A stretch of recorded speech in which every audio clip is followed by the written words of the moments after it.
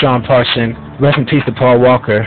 And I'm going to prove right now that he was killed by the Freemasons and Illuminati, hands down. He died at the age of 40, okay, on November 30th. Now, he was known for his Fast and Furious movies, okay? And he conveniently died in a car crash. That's just a suspect to me, and it jumped out at me instantly. I knew it was already a conspiracy. When the Navy SEAL member of part of Team SEAL 6, he died at a shooting range. That was suspect, too, because you know, the Navy SEALs are known for guns and their combat skills, and he's conveniently died at a shooting range. Okay, some people may see that as coincidence. I don't. Just like I don't see his death as coincidence, because he died in a car. He's known for those movies. Okay, let me show you something. He died November 30th, 2013, approximately 3:30 p.m.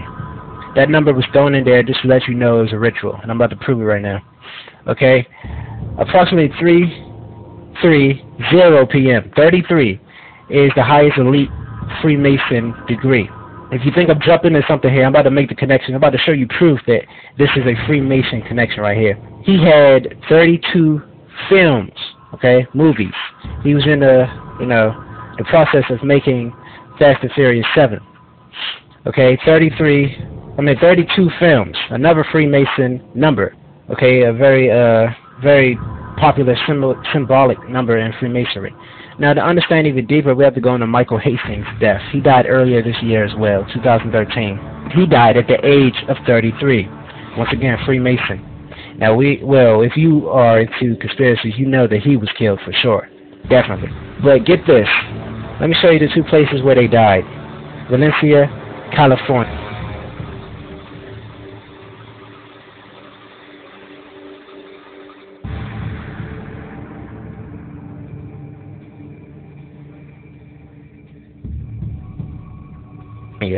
Paul Walker, he died there. Michael Hastings, Hancock Park, Los Angeles, California. Both of them died in California. Okay? Now I want you to notice the coordinates and some of the numbers that pop up here. In the Michael Hastings death, you have 333. I'm just going to look at it as 33, okay, for the Freemason number. If we go to where Paul Walker died, he has 322. An important number is Skull and Bones. Skull and Bones is in Freemasonry, and we're going to really make a connection with Paul Walker and Freemasonry right now after this. And he also has 33 in his coordinates as well, in the location where he died. 322 and 33 doesn't pop up in coordinates a lot, people. It's not like they pop up in every coordinates or something. I just want you to know that. Let's go to a movie Paul Walker made called The Skulls. Here's the connection right here. This movie was literally about Skull and Bones, Freemason societies, secret societies. It was literally about Freemasonry. So we aren't just, throwing out ideas that this is a Freemason connection. No, it's literally a Freemason connection. His movie in 2000 proves this, that we can link his death up to Freemasons, because he, in fact, has been involved in Freemasonry without even knowing it, in the form of a movie. Here's how Paul Walker died. Crashed into a tree in his car, burned to death. Here's how Michael Hastings died. Crashed in a tree in his car, burned to death. Once again, both of them died in California.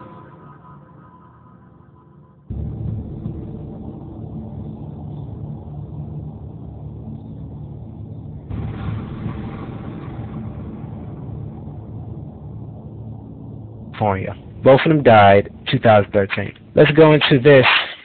I went to Google Maps and typed in both places where they died. Then I went to a trigonometry online website where I got the angle for a triangle with 33 degrees. As you can see, it lines up perfectly. That's not a coincidence. Now, if you're wondering if I'm digging too deep into this, or why did I even think to do this, I've learned to do stuff like this after I learned that the JFK rocket launch runway was 33 degrees.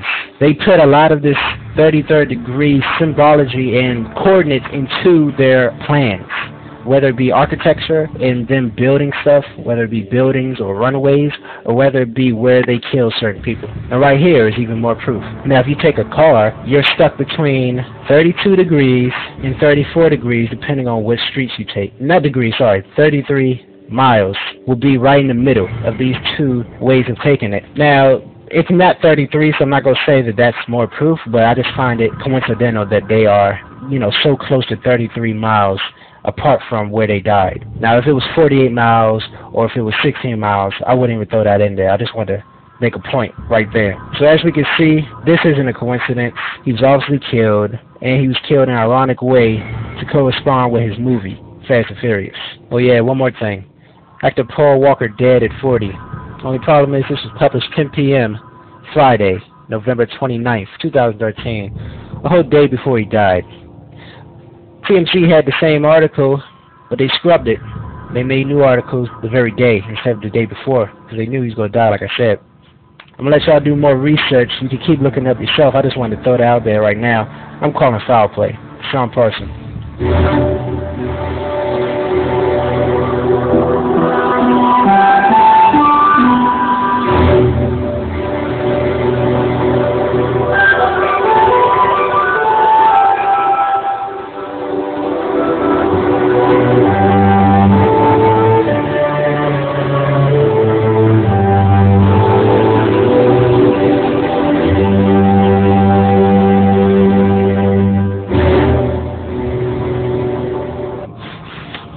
What's going on, Facebook heads and YouTube heads? This is Paul the Rosary for Gardner with Kimberly Denise here, and we wanted to cut a video real quick just to share with you a little bit more insight behind Paul Walker's death.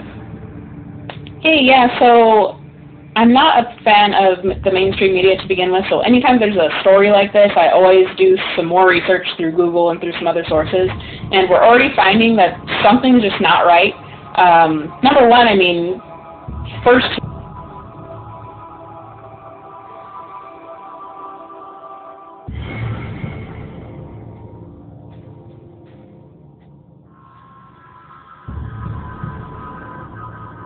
him crashing into the tree and the car exploding, that doesn't really make sense to me. And then also, someone had posted on Twitter a picture, which you'll see later in this video, of TMZ actually reporting a couple of days ago his death. So there was some kind of a hoax going on before. Then suddenly he dies today. There's just a few things that aren't adding up here. Exactly, and I don't know if you guys have also watched Family Guy of that episode when Brian actually died from a car accident, and I don't know if you guys find the correlation and the connection there, but Brian was Paul Walker's actor's name in The Fast and the Furious.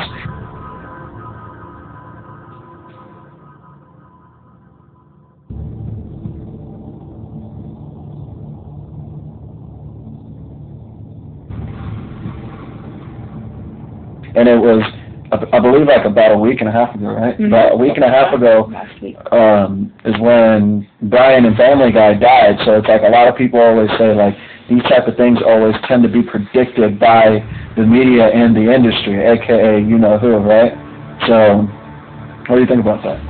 It wouldn't be the first time, because I don't know if you guys know, but if you don't, we're going to show you at the end of this video, too, that earlier, before the actual tragedy of the Boston Marathon, it was also predicted in Family Guy there as well. And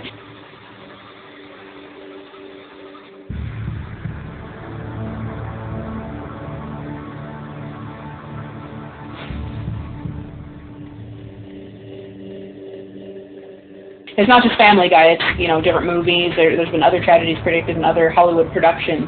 But there's just rumors that, a certain group has something to do with these tragedies, and they reveal it beforehand within the media and entertainment. So it's really sick, and I just wonder, like, what's really going on and why? Like, what's the reason for it? Exactly. So what we want to just share with you is that we're not stating this to be fact, though, but this is, a theory behind what's really going on.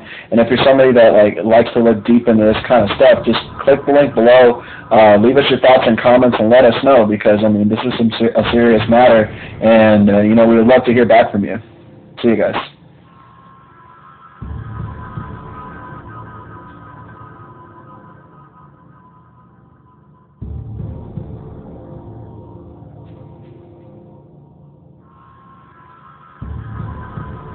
Okay, I'm going to make this very simple for the people out there who still can't seem to grasp this. Okay, there was a Family Guy episode that aired March 17, 3 weeks before yesterday's tragic bombings at the Boston Marathon. In this episode,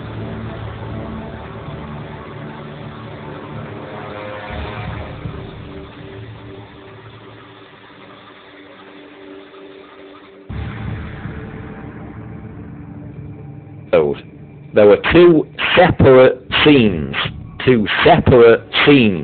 In one scene, the main character is depicted as winning the Boston Marathon by killing all the other participants. There you can see the blood, the limbs, and the guts.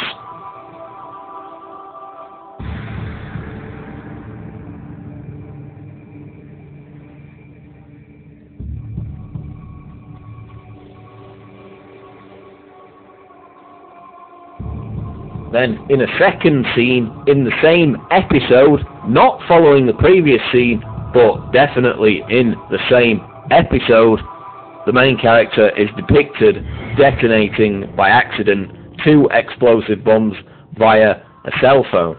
Okay? Family Guy broadcast 3 weeks before Boston Marathon bombings.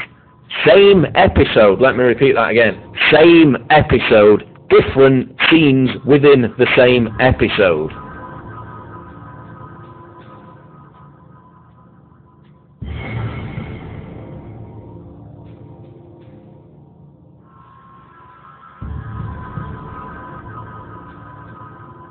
Yet not only has YouTube begun deleting these 2 scenes, deleted my video, threatened to terminate my account merely for talking about it, but the mainstream media, along with Family Guy creator Seth MacFarlane, have called the whole issue a hoax, as if the episode never existed. Now, again, I'll say it. We admit, we agree that these 2 scenes have been spliced together, but they are from the same episode. Scenes which depict Boston Marathon runners killed, murdered, blood, guts, limbs everywhere, and a separate scene depicting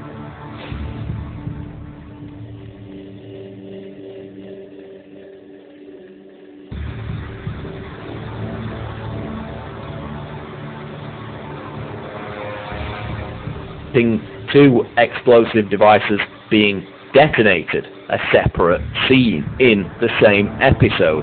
That, my friends, is not a hoax.